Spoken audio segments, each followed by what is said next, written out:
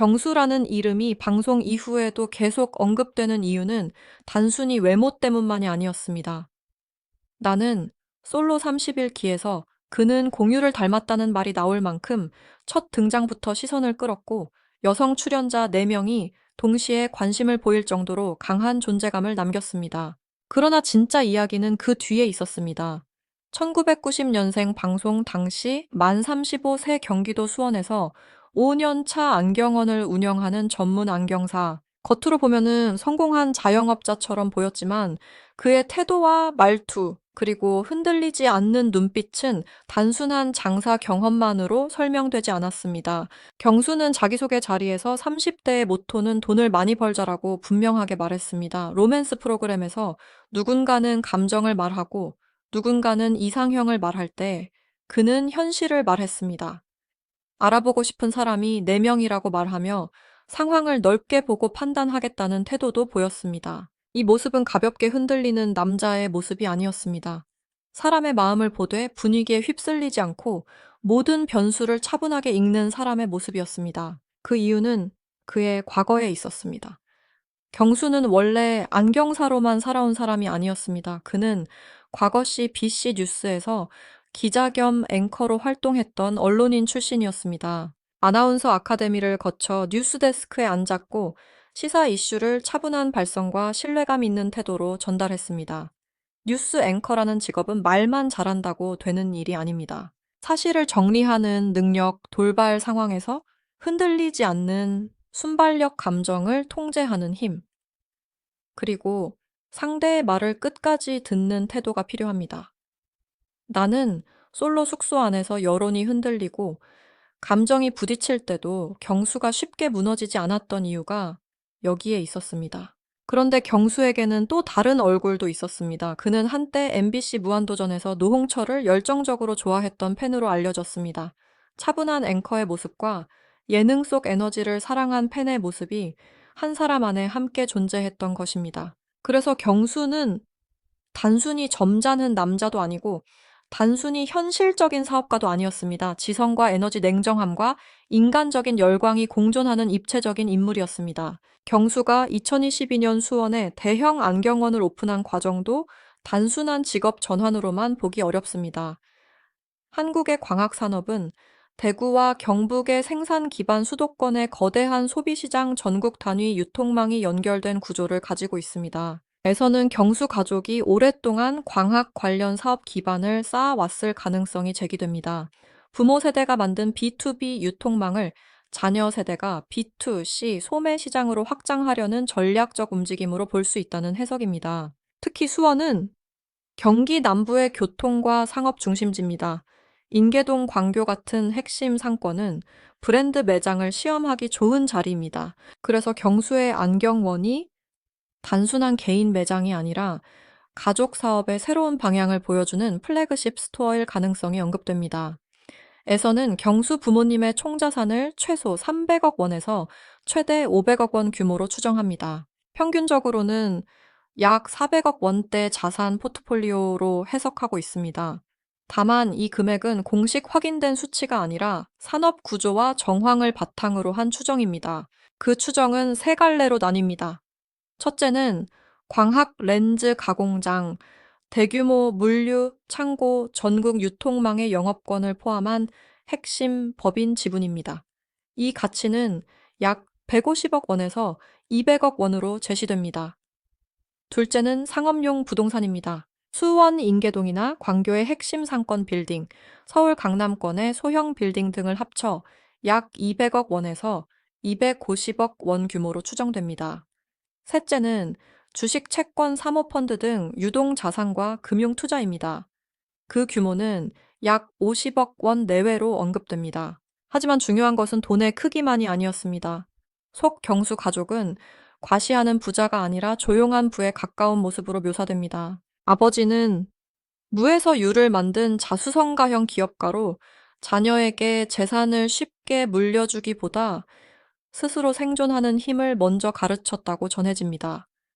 남의 돈을 벌어보지 않은 사람은 큰 자본을 운용할 자격이 없다는 철학이 경수에게 강하게 작용했다는 설명도 나옵니다. 그래서 경수는 곧장 가업에 들어간 것이 아니라 언론사의 월급쟁이로 시작했습니다.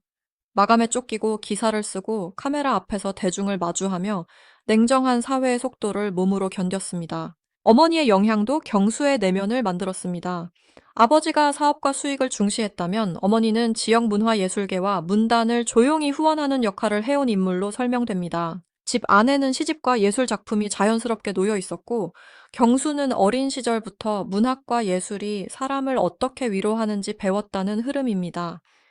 이것이 훗날 순자를 바라보는 경수의 시선과 연결됩니다. 순자가 가진 감수성, 조용하지만 깊은 내면의 결실을 통해 세상을 바라보는 방식에 경수가 유독 깊게 반응한 이유가 여기에 있었다는 것입니다. 그러나 경수의 인생에서 가장 큰 전환점은 따로 있었습니다. 그는 수년간 기자와 리포터 생활을 거쳐 마침내 CBC 뉴스 메인 앵커 자리에서 커리어를 펼치려던 시기에 가족의 위기를 맞았습니다. 수십 년 동안 광학 유통 사업을 이끌어온 아버지가 갑작스럽게 쓰러졌다는 것입니다. 정확한 병명은 공개되지 않았지만 의식을 잃고 병상에 누운 아버지를 본 순간 경수의 삶은 완전히 다른 방향으로 꺾였습니다. 수백 명 직원이 딸린 사업체는 하루아침에 중심을 잃을 수 있었고, 가족은 누군가의 결단을 필요로 했습니다. 겉으로는 완벽한 수트를 입고 뉴스데스크에 앉아 냉정하게 뉴스를 전하던 경수도 카메라 불이 꺼진 뒤에는 응급실과 중환자실을 오가며 가족의 무게를 감당해야 했습니다. 결국 그는 선택했습니다. 수백만 시청자 앞에서 빛날 수 있었던 앵커의 꿈을 내려놓고 아버지가 평생 쌓아 올린 가업을 지키기로 한 것입니다. 방송국에 만류가 있었지만 그는 사직서를 냈고 이후 안경광학 전공 서적을 다시 펼쳤습니다. 언론인의 자존심을 내려놓고 렌즈 가공 기계 앞에서 실무를 익혔습니다. 2022년 수원 대형 안경원 오픈은 그래서 더 무겁게 다가옵니다. 그것은 단순히 젊은 사장이 매장을 연 일이 아니었습니다. 아버지가 만든 B2B 네트워크를 새로운 시대의 B2C 시장으로 연결하고 위기에 흔들린 가족 사업에 새로운 길을 내기 위한 장남의 책임감이었습니다. 경수가 방송에서 보여준 단단함은 이 과정에서 만들어진 것이었습니다.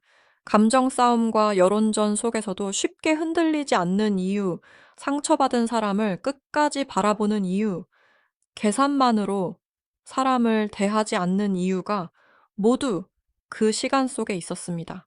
그리고 그의 시선이 마지막에 머문 사람은 순자였습니다.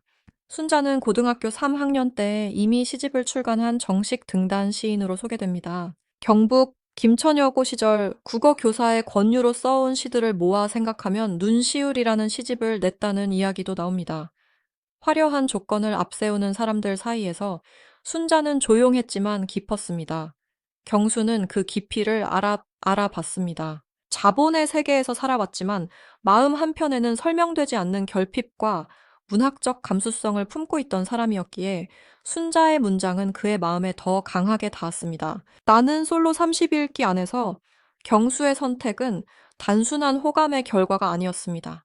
그것은 자신과 결이 맞는 사람을 알아본 선택이었습니다. 외모, 직업, 조건, 분위기가 아니라 삶의 무게를 견뎌본 사람만이 알아볼 수 있는 내면의 신호에 가까웠습니다. 그래서 경수와 순자의 관계는 더 특별하게 보였습니다. 수많은 논란과 시선 속에서도 두 사람은 서로를 선택했고, 는 이들이 현실 커플로 아름다운 만남을 이어가고 있다고 말합니다.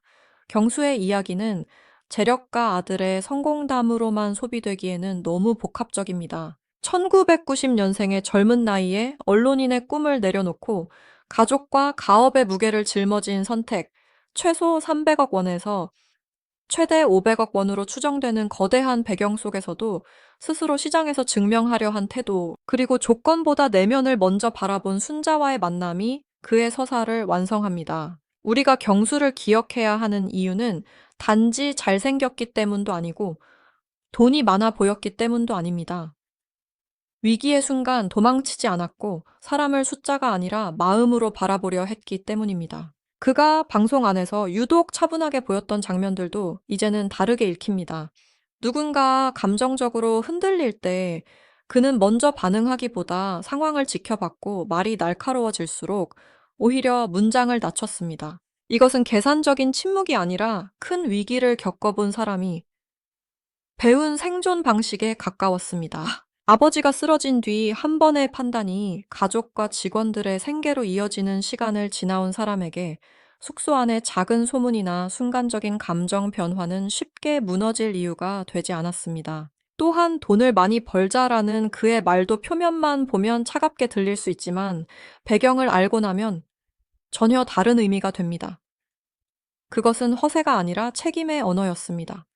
이미 만들어진 부를 누리겠다는 선언이 아니라 부모 세대가 구축한 기반을 자기 방식으로 다시 키우겠다는 말이었습니다. 경수에게 돈은 과시의 도구가 아니라 가족을 지키고 사업을 유지하고 자신이 선택한 사람에게 흔들리지 않는 삶을 보여주기 위한 현실적인 힘이었습니다. 순자에게 끌린 이유 역시 단순한 감정선으로만 설명되지 않습니다.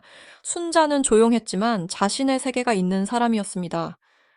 고등학교 3학년이라는 어린 나이에 시집을 냈다는 사실은 단순한 이력이 아니라 오래전부터 감정을 언어로 다루어온 사람이라는 증거였습니다. 경수는 앵커 시절 말의 무게를 배웠고 가족의 위기 속에서 침묵의 무게를 배웠습니다. 그래서 순자의 조용한 말과 시적인 감수성은 그에게 더 깊은 신뢰로 다가왔을 가능성이 큽니다. 결국 경수의 서사는 세 개의 층으로 이루어져 있습니다. 첫 번째는 방송에서 보인 매력적인 남성 출연자의 모습입니다. 두 번째는 CBC 뉴스 앵커 출신이라는 지적이고 훈련된 커리어입니다. 세 번째는 2022년 수원 대형 안경원을 열기까지 가족의 위기와 가업의 책임을 감당한 현실의 무게입니다. 이 세 층이 겹쳤기 때문에 경수는 단순히 인기 있는 출연자를 넘어 방송이 끝난 뒤에도 계속 이야기되는 인물이 되었습니다. 모든 관계가 조건으로 계산되고 모든 인생이 스펙으로 평가되는 시대에 경수가 보여준 가장 큰 힘은 조용한 품격이었습니다.